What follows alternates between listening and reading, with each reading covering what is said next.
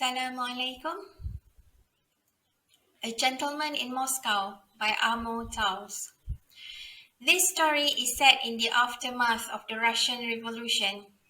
In 1922, Count Alexander Ilyich Rostov was on trial for a poem he wrote in 1918, which was deemed corrupting.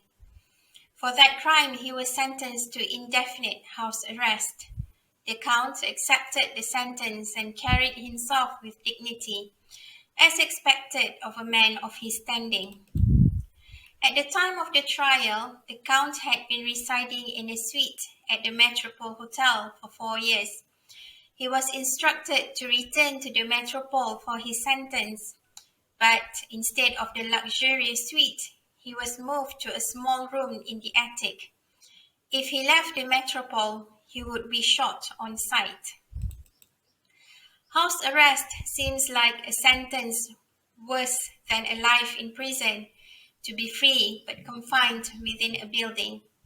As the story unfolds, perhaps it was not the worst fate to befall a man. The house arrest shielded the Count from the post-revolution turmoil and a world war.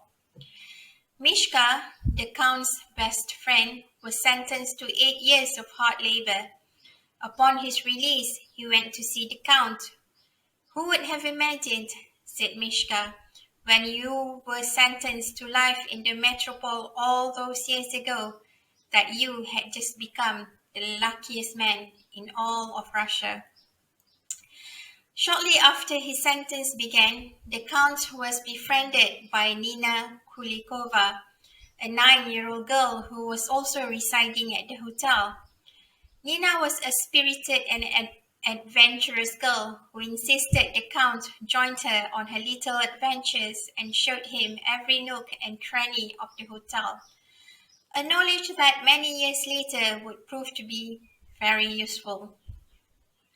The next time the Count met Nina, she was a studious teenager carrying out various science experiments in the hotel's ballroom. Nina was bright and had a curious mind. A few years later, the Count met Nina when she was about to embark on an assignment to carry out the government's policy in farm collectivization. It would take yet another few years before Nina returned to the Metropole. She had an urgent favor to ask the Count, and there was no one else she could turn to. Nina, by then, was married, and her husband had been arrested and sent to Siberia. She needed someone to take care of her 6-year-old daughter, Sophia, while she sorted it out. She promised the Count that she would be back in a few weeks. The Count happily agreed to help because he was very fond of her. That was the last time he saw her. The Count brought up Sophia as if she were his own daughter. It was as if the sole purpose of his house arrest was so that he could be at the right place at the right time for Sophia. He watched with pride as she grew into a beautiful, intelligent, and talented young woman, much like her mother. While reading the story, I wondered why the Count didn't try to escape. Surely he had the means to do so. He never attempted it because there was no reason to do so, until Sophia became the reason. I didn't expect to be fascinated by a story about a man under house arrest for more than 3 decades. The Count said to Sophia, "You must either master your fate, or your fate will become your master." He was definitely a master of his fate.